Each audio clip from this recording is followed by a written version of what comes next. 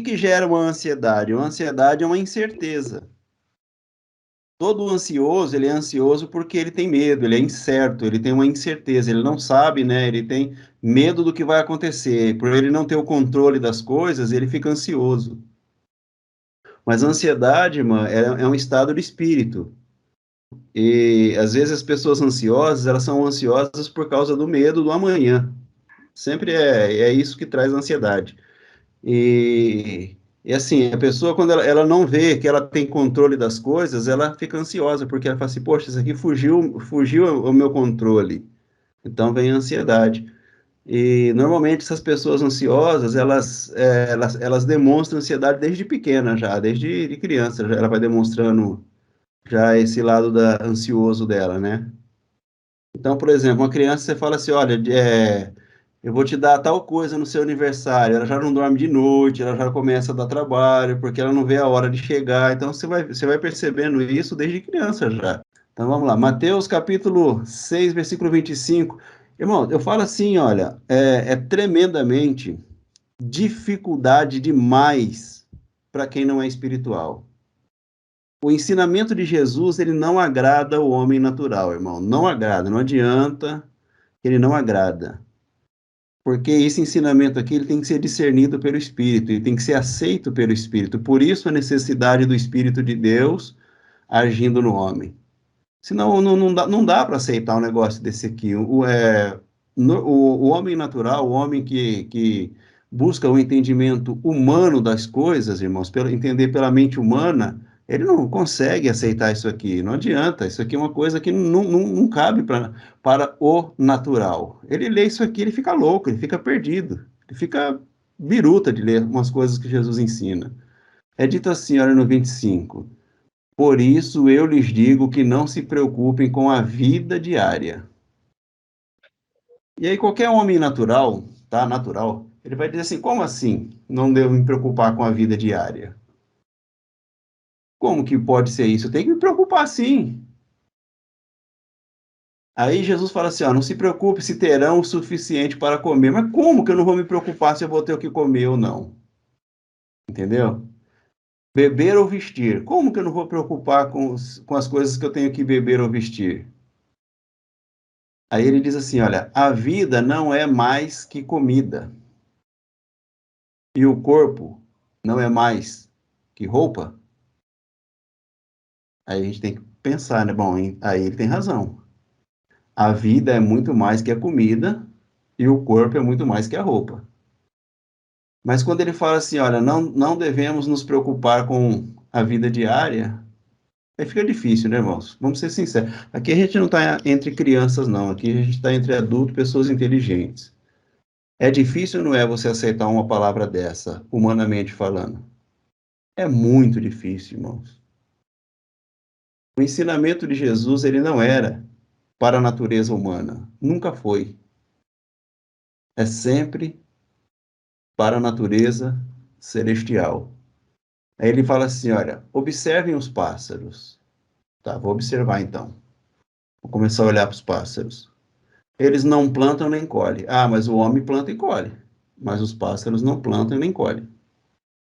Nem guarda alimento em celeiros, pois seu Pai Celestial os alimenta. Acaso vocês não são mais valiosos que os pássaros? Olha que loucura isso, irmãos. Isso aqui, é fácil de você entender isso aqui? Para mim é difícil, irmão. Eu sou sincero para você. Como que eu posso pensar que Deus ele pode me sustentar da mesma forma que ele sustenta os pássaros? Não é uma doideira se eu olhar para um versículo desse ensinamento de Jesus? Observe os pássaros. Eles não plantam, nem colhem, nem guardam alimento em celeiro. E por que que o homem planta, colhe, guarda alimento em celeiro? Porque ele se preocupa com a vida diária. Porque ele fica na preocupação de ter o suficiente para comer, beber ou vestir. Então ele guarda, ele acumula. Mas Jesus vem e fala assim, olha, não faça isso. E agora, como que eu fico? Eles não plantam, não colhem, não guardam em celeiros. pois seu Pai Celestial os alimenta. Acaso vocês não são muito mais valiosos que os pássaros? Aí eu concordo. Aí eu concordo. Mas como que eu não vou trabalhar, não vou juntar, não vou fazer para o dia de amanhã? Não é? Então, a nossa mente, irmão, se nós formos sinceramente intelectuais, o ensinamento de Jesus, ele buga a nossa mente carnal. Ele não agrada, não, viu? Vou ser sincero para você, isso aqui não agrada, não. E aí ele fala assim, olha, qual de vocês, por mais preocupado que esteja, pode acrescentar ao menos uma hora à sua vida? E aí? Isso é a grande verdade. Então, tem coisas que dá para aceitar como verdade, mas tem coisas que parece que não faz sentido.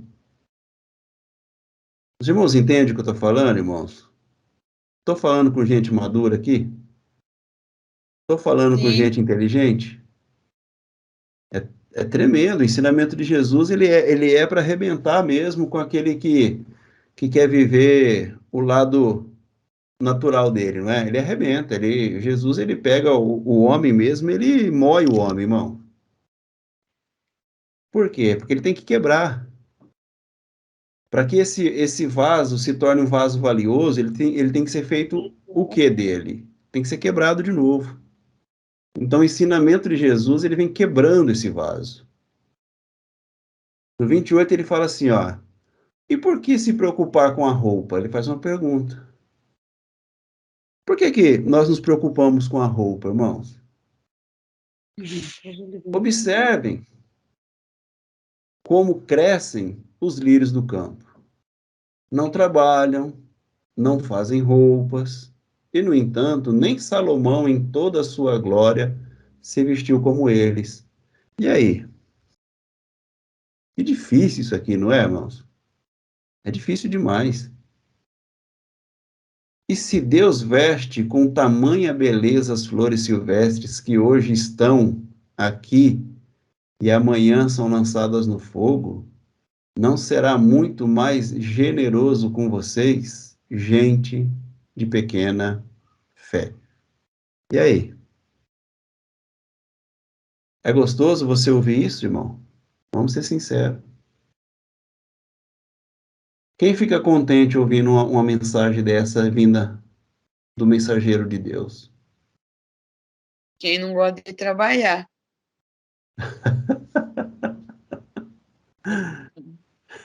Quem gosta de trabalhar. Vamos colocar assim, nas condições naturais do homem, do homem civilizado. Eu Quem nunca go... tinha olhado por esse lado, irmão. Então, irmã, É Manuel, mesmo, né? É meio contraditório. Se não, isso nós aqui é... somos mais preciosos que o passo, por que então que a gente tem que plantar e colher, né? E eles Então, não? então, é uma É, coisa assim, se você for intelectualmente sincero, meu, se você usar de intelectualidade, de sinceridade intelectual, você vai ver que o ensinamento de Jesus, ele apavora a gente, Mas vou ele falar, arrebenta com a gente, você ensinou isso aí pra nós, hein? É maravilhoso depois disso aí também, hein? Bruno, pode parar, Bruno. entendeu, irmãos? Então, irmão, quando eu estava vendo o vídeo que nós postamos, eu não sei se foi o penúltimo ou o último, onde é dito assim que os homens, eles têm pavor de Deus. Eles se apavoram com o ensinamento de Deus. E é uma grande verdade, irmão. Porque o que Deus fala para nós é algo que humanamente, assim, não nos agrada. Quando é dito assim, ó, você deve amar o teu inimigo, isso é legal para nós, irmãos? É difícil. Isso exige da gente um esforço assim tremendamente desumano, irmão, para poder você fazer isso aí. E a gente tem que atentar para esse ensinamento. Então, qual de vocês, por mais preocupado que esteja, pode acrescentar ao menos uma hora à sua vida? Isso aqui tudo bem, isso aqui é uma verdade, a gente aceita, não aceita? Esse Não. versículo 27 é fácil para nós entender ele. Porque não dá mesmo, você não consegue acrescentar uma hora a mais na sua vida.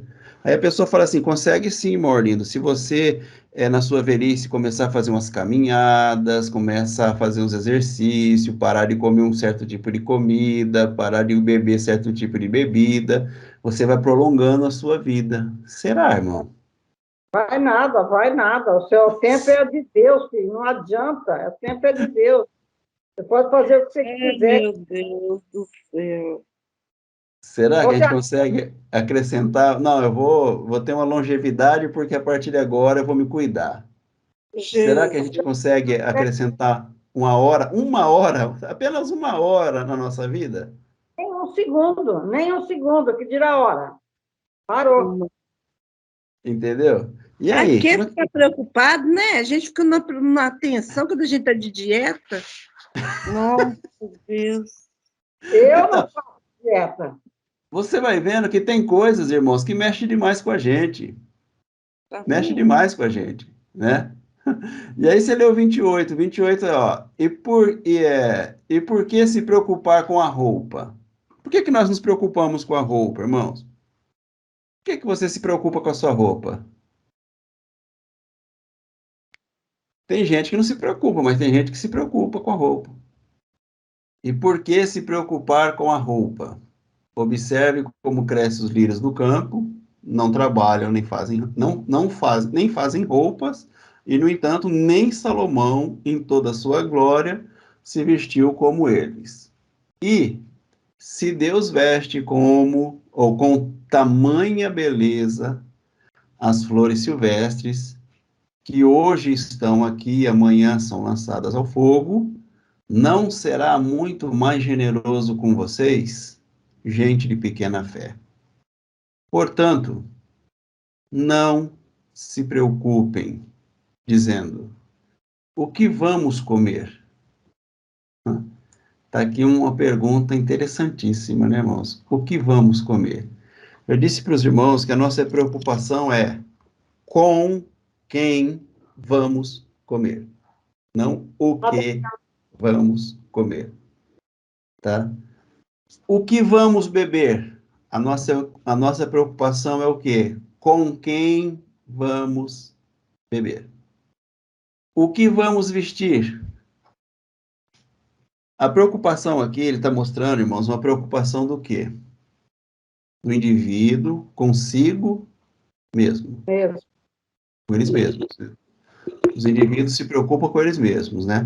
Aí ele fala assim, olha, essas coisas ocupam o pensamento de quem? Dos pagãos. Esse tipo de pensamento, esse tipo de entendimento, esse tipo de preocupação, essa forma de viver é uma forma que ocupa o pensamento dos pagãos. Mas seu Pai Celestial já sabe do que vocês precisam. Aí ele fala assim, então, busquem, preste atenção, tá, irmãos? O que ele está falando? Ó, busquem em primeiro lugar o reino de Deus e a sua justiça. E todas essas coisas lhe serão dadas. Acrescentado.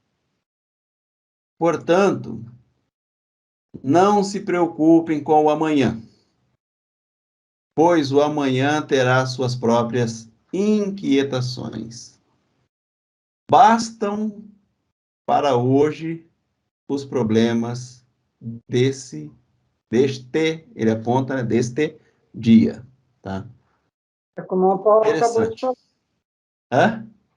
Foi o que o irmão Paulo acabou de falar, né? Cada dia o seu mal, né, irmão Paulo? Interessante, né, irmãos? Interessante demais o ensinamento de Jesus. Mas a gente precisa de contexto para entender ele, tá, irmãos? Sem contexto a gente não entende isso aqui. Por isso que eu provoquei os irmãos no começo, como que é difícil para a gente ler um texto desse e entender. Sem o Uma, contexto a gente não entende. Sem o contexto não dá. Então você tem que, para entender essa porção que nós acabamos de ler, você tem que dar um pulinho para trás no versículo 19. Até um pouco, até antes, né? Mas isso aqui é o final de um contexto, tá, irmãos? Ele tá desenrolando aqui um entendimento. Então, ele está desenrolando aqui um princípio. E se nós pegarmos só a porçãozinha final lá, ela vai dar bastante problema para nós compreendermos. Mas se você pegar do versículo 19 em diante, você vai ler assim, olha, não ajuntem tesouros aqui na terra.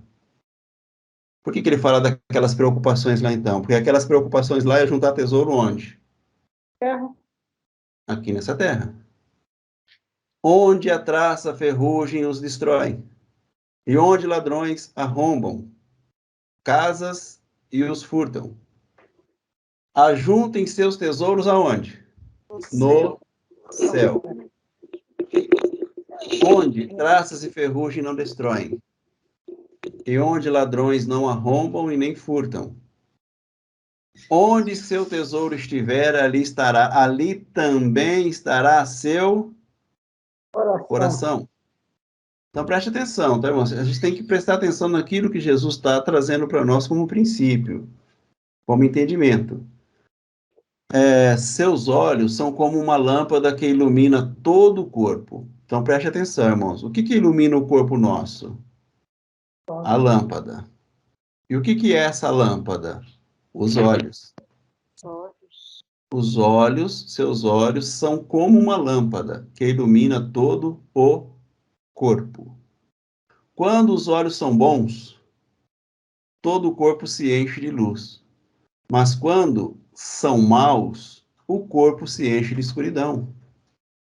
E se a luz que há em vocês é, na verdade, escuridão, isso aqui é tremendo, irmãos.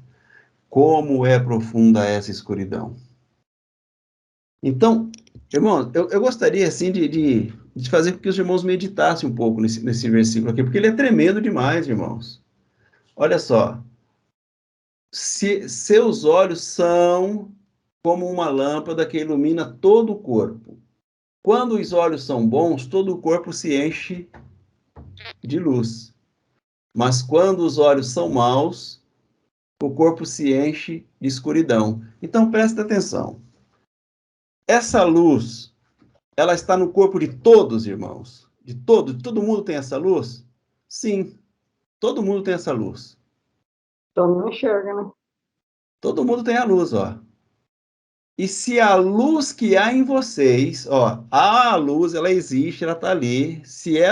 A luz que há em você, na verdade, e se a luz que há em vocês é, na verdade, escuridão, então tem uma luz que ela é escuridão? Sim, tem uma luz que é escuridão. Mas ela é luz. Mas ela é escuridão.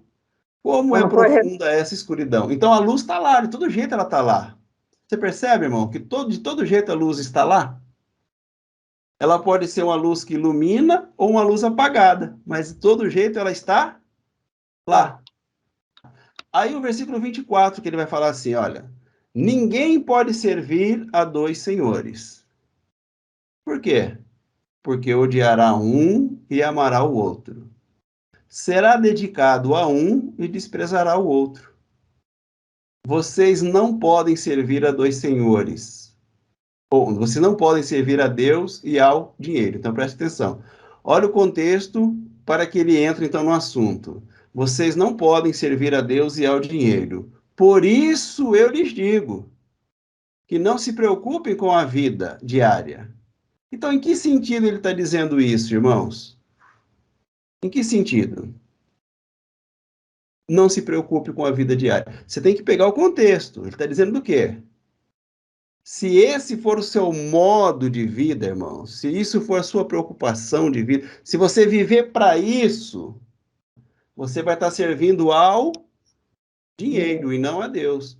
Então, não se preocupem com a vida diária. Não busque na sua vida, em primeiro lugar, o quê? As preocupações com o seu bem-estar. É difícil ouvir isso. Ainda assim se torna difícil, irmão. Porque isso aqui é aquilo que nós temos falado já há alguns dias. Isso aqui, para aqueles que querem só ser abençoados, Não bate, irmão, não dá certo. Não encaixa. Por isso que eu lhes digo que não se preocupem com a vida diária. Por quê? Porque existem duas formas de você viver. Uma é servindo a Deus e outra é servindo de uma maneira que você vai ser uma pessoa de pouca fé, sem fé, quase inexistente uma fé.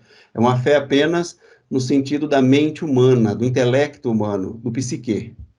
Entendeu? Por quê? Porque essa fé não acessa o céu, ela não junta o tesouro do céu e vive do tesouro do céu, ela vive do tesouro aqui da terra.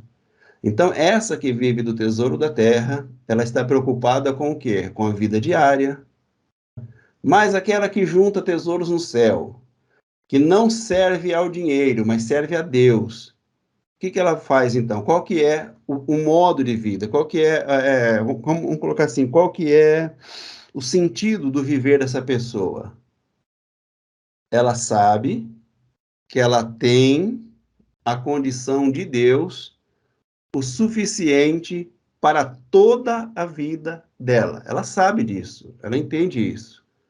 Então, ela tem o suficiente para comer, para beber, para vestir, e ela não está preocupada se ela vai ter, porque ela já sabe que ela já tem. Então, ela sai de uma posição de expectativa, daquele que busca poder, daquele que entende poder, para uma posição de perspectiva que usa de autoridade. Essa é a diferença que ele está dizendo aqui, irmãos. Esse é o ensinamento de Jesus aqui. Então, ele fala assim, ó, observem os pássaros.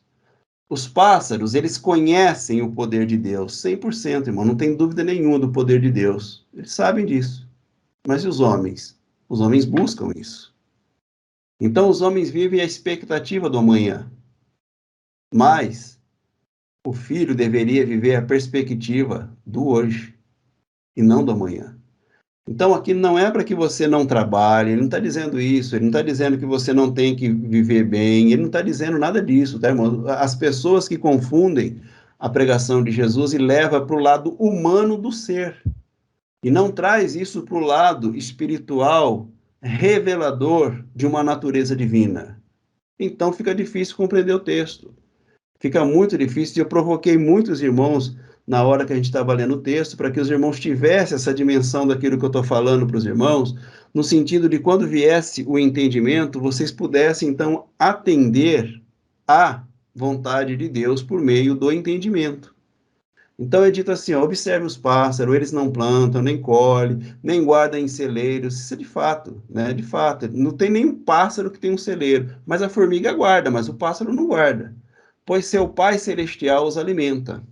Por que ele diz isso aqui para nós? Qual que é o sentido de Jesus estar ensinando essas coisas assim? Acaso vocês não são mais valiosos que os pássaros? São ou não são? Somos. Muito mais.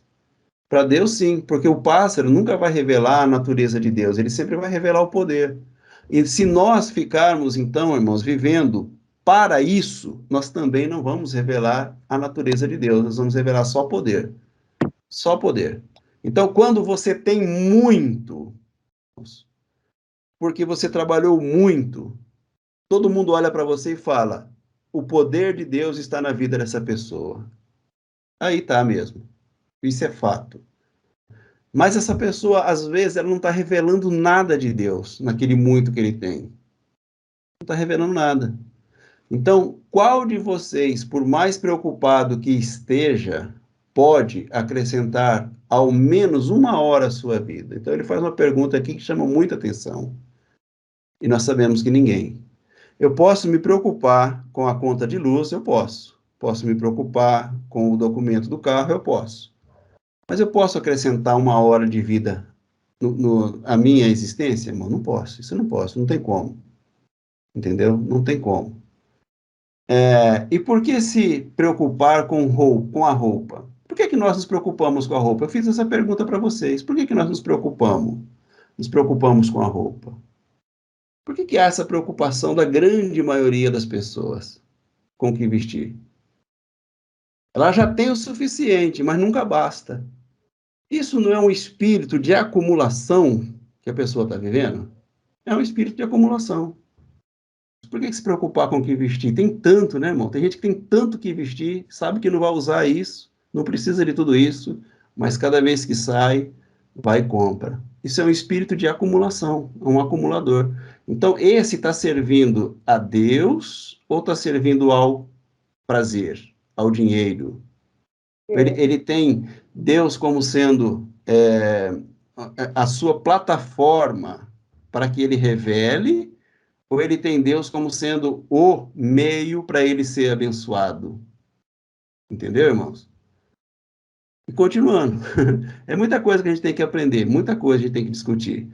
Portanto, estou lendo o 30, vamos lá. E se Deus veste com tanta beleza as flores silvestres que hoje são aqui e amanhã são lançadas no fogo, que hoje estão aqui e amanhã são lançadas no fogo, não será muito mais generoso com vocês, irmãos? Aí, esse pedacinho aqui do versículo final que é interessante. Gente de pequena fé. Então, aí você tem que fazer um estudo minucioso, irmãos, para saber todas as vezes que Jesus trata esse povo com essa expressão. Essa expressão aparece várias vezes nos textos de Jesus. Mas toda vez que essa expressão, gente de pequena fé, aparece, não é porque as pessoas estão fazendo uma coisa boa. É sempre que alguém clama a Deus em favor de si mesmo, ele põe essa expressão, pessoa de pequena fé. Então, essa expressão vai aparecer quando eles estão no barco pedindo socorro para ser salvo. Jesus fala para ele, olha, vocês são homens de pouca fé, de pequena fé. Mas nós estamos clamando para nós ser salvos, Jesus. Como que você vai falar? Nós não estamos certo? Tá certo. Você vai falar que nós estamos errados aqui, clamando ao Senhor para o Senhor acordar aqui para livrar a gente desse tempestade aqui, dessa mazela que está acontecendo. A gente está errado fazer isso? Não, não está errado, está certo. Ah, mas então, como que eu sou de pequena fé se eu estou certo? E aí, como é que fica, irmãos? Está certo ou está errado?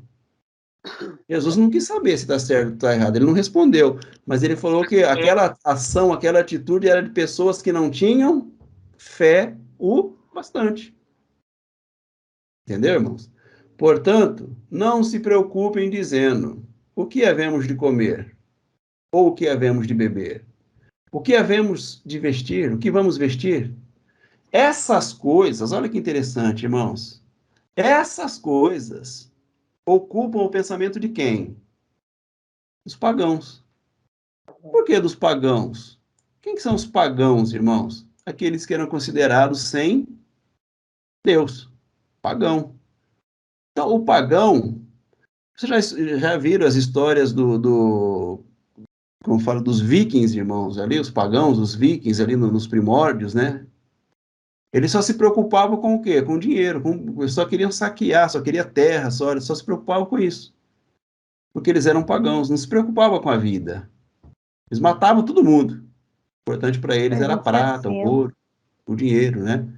Então, isso é um pensamento pagão. Mas seu Pai Celestial já sabe do que vocês precisam.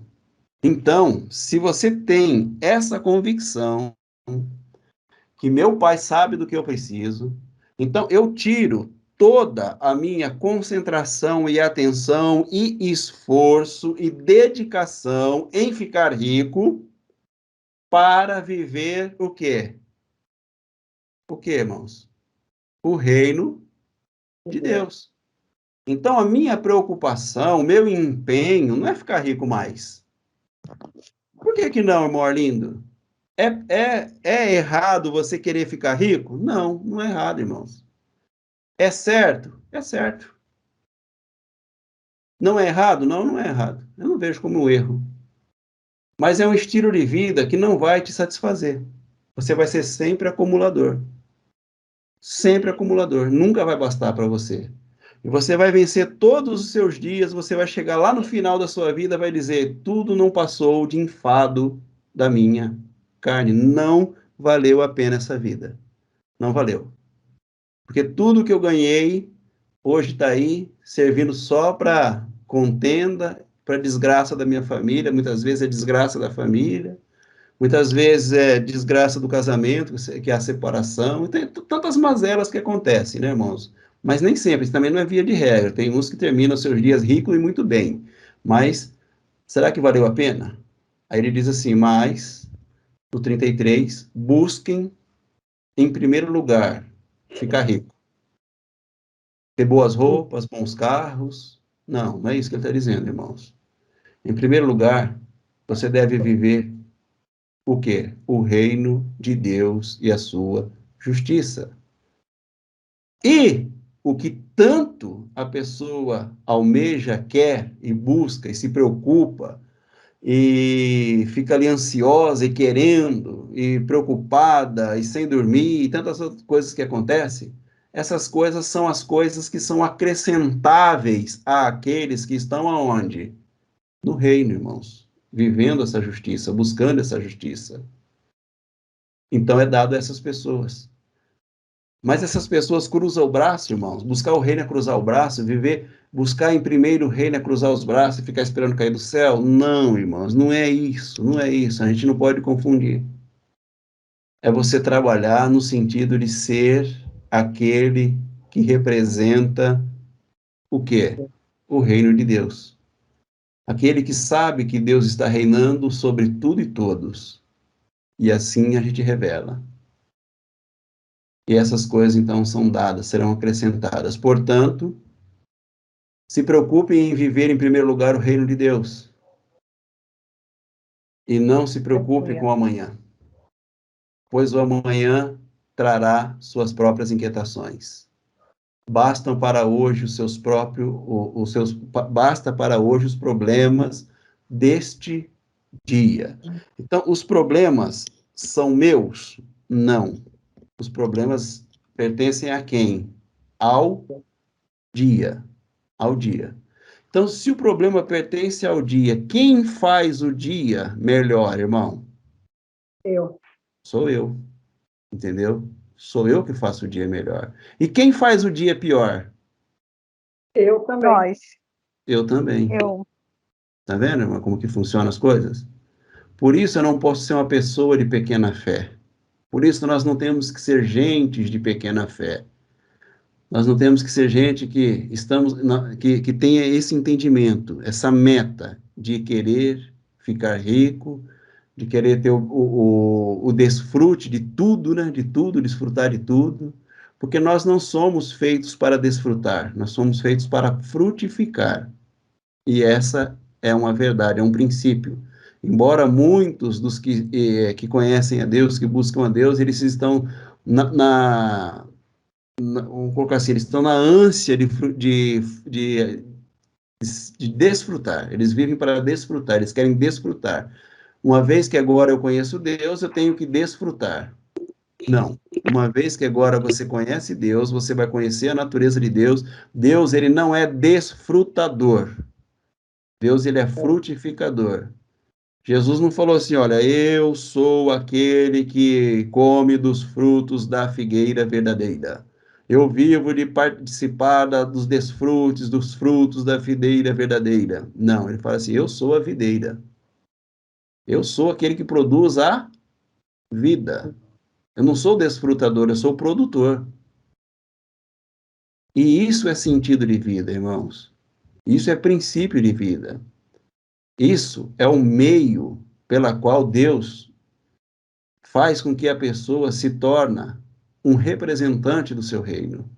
Quando ela passa do entendimento de desfrutador para o entendimento de frutificador. Então, quando Deus ele termina, ele acaba de fazer o homem e fala assim, olha, agora vocês devem fazer o quê? Primeira coisa, vocês têm que ser férteis. Tem que produzir. Férteis. Vocês são produtores. Vocês vão produzir, vocês serão férteis. Serão multiplicadores. Por quê? Porque vocês vão frutificar. E vocês, os filhos, são aqueles que enchem a terra. Os filhos devem encher a terra. Encher do quê, irmãos? Encher a terra daquilo que está onde? Que as pessoas não conseguem acessar. Buscar em primeiro o reino de Deus. Juntai os seus tesouros No céu. Onde? Onde que eu devo frutificar e o que eu devo frutificar, irmãos? Eu vou frutificar enchendo a terra do quê? Daquilo que é o celestial. Amém, irmãos? Nós estamos aqui para trazer o celestial à realidade.